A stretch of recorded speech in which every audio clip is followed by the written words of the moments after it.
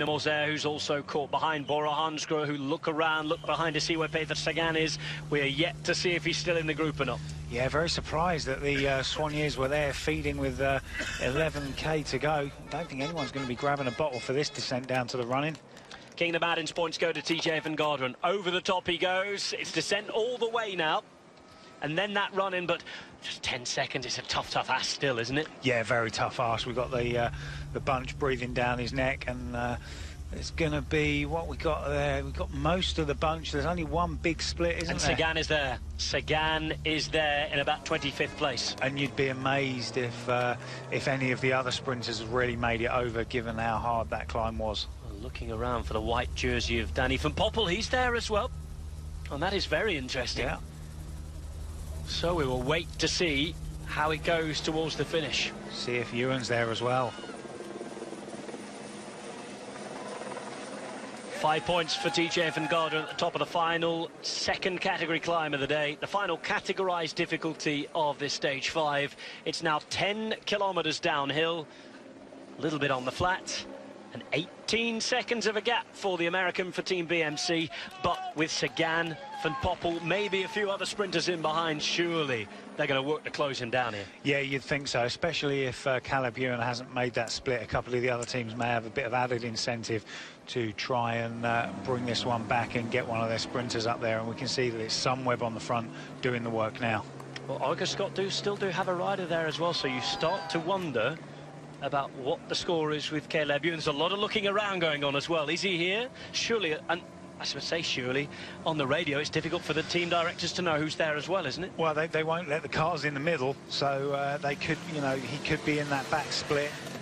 Race radios are, you know, renowned for being unreliable from the riders back to the team car, so they might not be able to get that message across. But lots of work being done on the front now by Lotto NL Jumbo. And we can see TJ just down the road there. These riders won't be able to see him because it's twisty and turny. 9.5k, 21 seconds. I don't think he'll do it, but it's a fair old gap. 21 seconds indeed. Gregor Mühlberger in third place there. BMC with their rider at the front just trying to interrupt the chase as Van Garden's getting more than a little bit of help from the motorbikes on the road. Yeah, it was interesting. I saw a document the other day. They'd done some research into it, and you can actually get advantage from a motorbike up to 100 metres in front of you in the wake of the motorbike. There's a nice tweet from Tom Squeens yesterday who admitted, he said, well, thanks for the drafting, guys. Shame you also allowed the peloton to draft behind you as well, because that's why we were caught in the end. Yeah, it's another one of those what to do about it. They've got to be there. You've got to get the exposure for the bike race. Just unfortunately deal with it at the moment. TJ van Garderen with 8.5 kilometres to go. Descending the narrow, twisty roads down from the Wani climb back into Rzeszów. And what looks like an awfully big black cloud just in front of him as well. So let's hold our breath and hope that it stays dry for the running to the finish. Look at how reduced this front group is. What have we got, 40 at the most, 45? Well, Puccio and Boswell have done a good job so far for Sky today. And Danny van Poppel sits in about 8th position with the white best sprinters jersey on. 3 positions behind him on the left-hand side. The leader overall, Peter Sagan.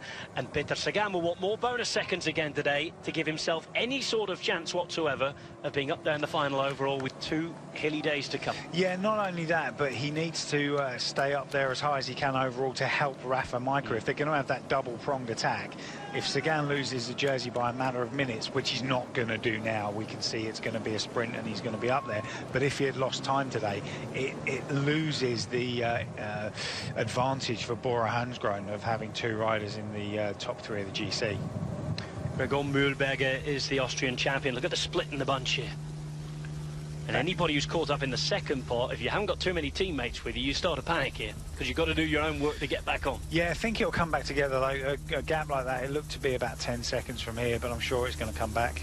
I can only think that Paweł Franczak is in this front group as well, because the Polish national team are starting to drive it on. They do not want to let this man get away, and what an exciting man to watch, now that he's not having to watch every second, stay away, you know.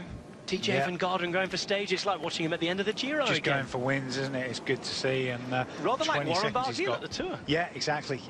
So 20 seconds he's got. We've got one BMC rider on the front there, just playing that disruptor game. Daniel Oss, second wheel. will not work, will not take a position and really drive it at the front. Yeah, and if someone swings off in front of him and flicks the elbow and gives him the wind, he will just freewheel.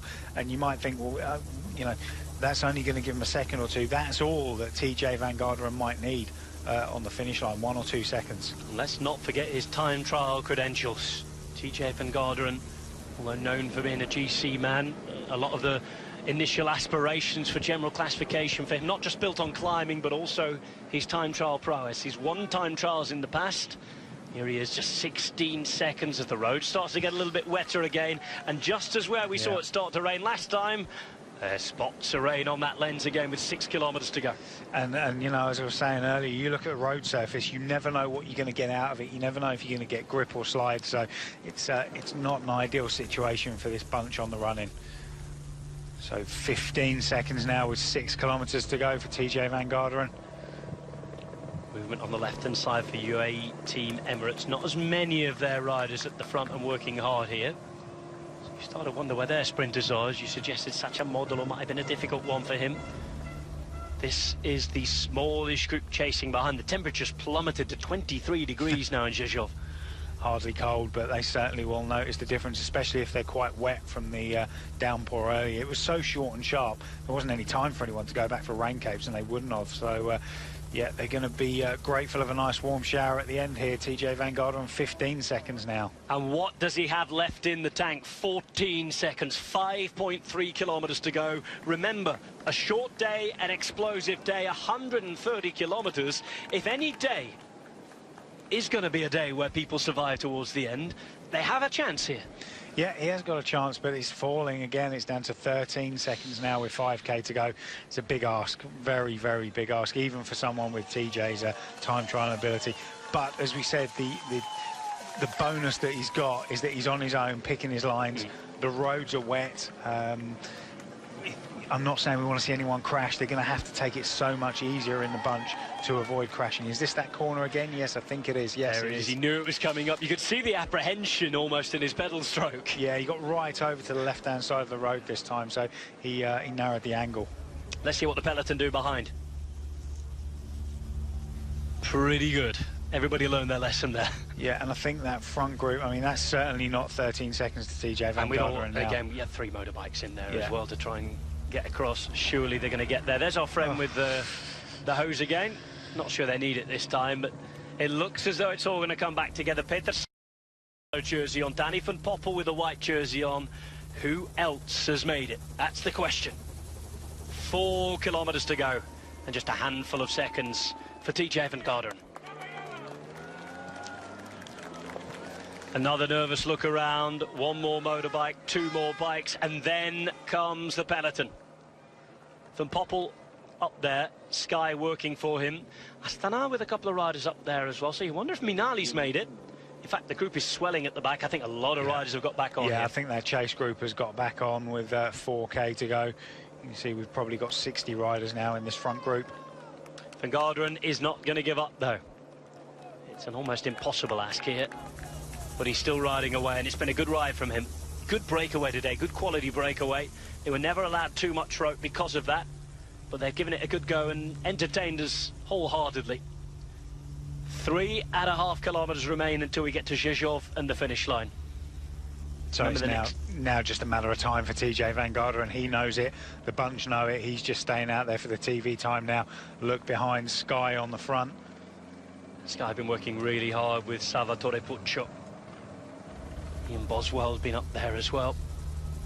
3 kilometres to go. Thankfully, the torrential rain has stopped. Still wet, still dangerous. It looks as though we're going to have a sprint, and everybody has to make sure that they keep the bad roads out of their minds. Yeah, but still some massive puddles, aren't there? Look at that, you know, it really was a torrential downpour. So TJ Van Garderen is caught. It was a valiant effort, but with just less than 3 kilometers to go, we're going to have a sprint finish on stage 5 of the Tour of Poland into Rzeszów. What about that running, Tony? Yeah, 3k to go. It's virtually straight until we get to about 1.2k to go, and there's a nasty little right-hand turn and then some bends and twists into the running, but nothing too bad as Daniel Oss sticks an attack in. Tries to put in an attack. He's followed straight away by Team Sky. Team Sky, who have a couple of riders up there. One is Michał Gołasz, the former Polish champion. Just behind him, looking after Danny Van Poppel, is Łukasz Wiśniowski. Van Poppel there in the white jersey with a big Sky logo on his back, blue helmet.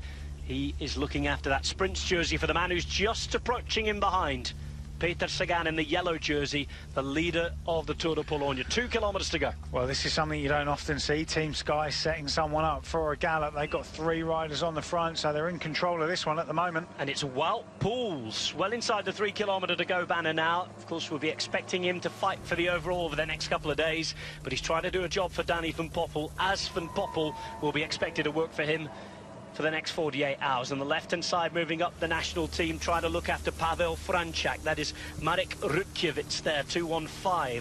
Alongside him on the left-hand side for Bahrain Merida's Niccolò Bonifacio, all on his own, expected to do his own work. And here comes Luka Mezgec as well, the Slovenian champion. I can't see Caleb Ewan just yet. No, we just lost the camera, didn't we? We couldn't see Mezgec bringing anyone up. He hasn't got Ewan on his wheel. If he hasn't, he'll certainly have a go himself. Mezgec, remember, a Giro d'Italia stage winner. On the right-hand side, you can see Roberto Ferrari is still there in the mix for UAE Fly Emirates as well. Wout Poels' job is done for the day. 1.5 kilometers to go. Still Team Sky on the left-hand side. Ferrari looking to stay on the wheel of Danny Van Poppel. Yeah, Ferrari's managed to get over the climb, and he's one that will take the risks, certainly. So Van Poppel in the white, Sagan in the yellow, behind him in the red is Bonifacio. Then it's the Slovenian champion Luka Mezgec, who today looks like he's going to be given the freedom. Pavel Frančák is there as well in the red and white of the Polish national team, and alongside them Niccolò Bonifacio. On the left-hand side, look out for Jose Joaquim Rojas as well from Movistar. It's going to be an open sprint. I'm not sure how much control is going to be there. Oh, we've got lots of riders down.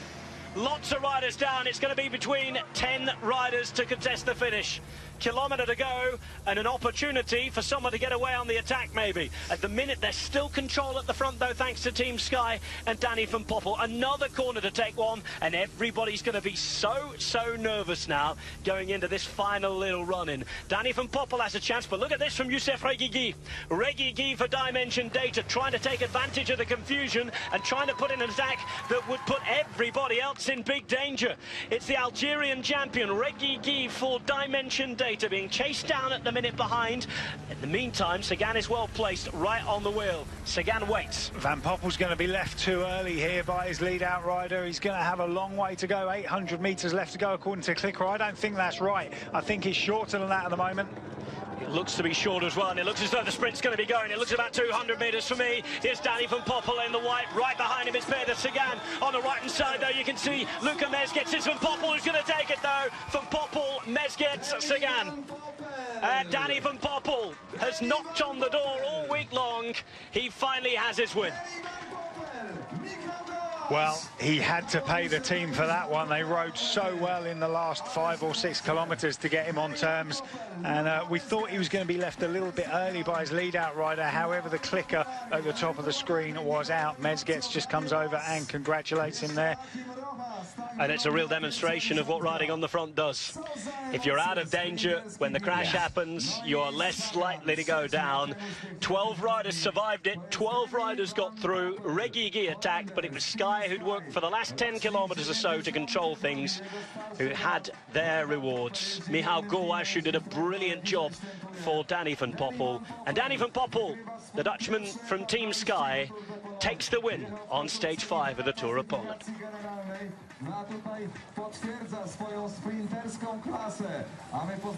So victory to Danny Van Poppel, victory number 12 of his career, and just the second since he joined Team Sky. Van Poppel ahead of Mezgec and Sagan, picking up 4 more bonus seconds. Ferrari in 4th, Battaglin in 5th, with Bonifacio, Oss, Rojas, Marcinski and Wiśniowski. Of course, Sky doing a great job. Wisniewski leading out, Van Poppel finishing off, and after 130 dramatic kilometres from the Olymp laboratory to Rzeszów, it is Danny Van Poppel who takes his first win of the week. Bataglin, another top 10 there, and you can just see this crash coming, can't you? Over those white lines there. I think it was one of the Polish, oh no, it was the Cannondale rider that went down first, and nobody had anywhere to go, did they? And that was the corner that I mentioned with about 1.2 Ks to go. Looked to be Tom van Aspbroek, I think, who went down there. Good attack, good opportunity to attack from Reggie. He saw his chances. Of course, he's a fast finisher, but with a kilometre to go, it was a big ask, really. Great job was done by Łukasz Wisniewski here. On the right-hand side, you can see a little bit of elbow barging stuff going on with Sagan and Ferrari. No surprise there. This is where the sprint's about to be launched. Wisniewski still going in the black for Team Sky. It's Van Poppel who's going to come off his wheel. Bonifacio alongside him in the red. He gets muscled out. Van Poppel through the centre. And on the right-hand side, Luka Mezget's part of me having a real good go, the Slovenian national champion, because his sprinter, Caleb Ewan, hadn't made it.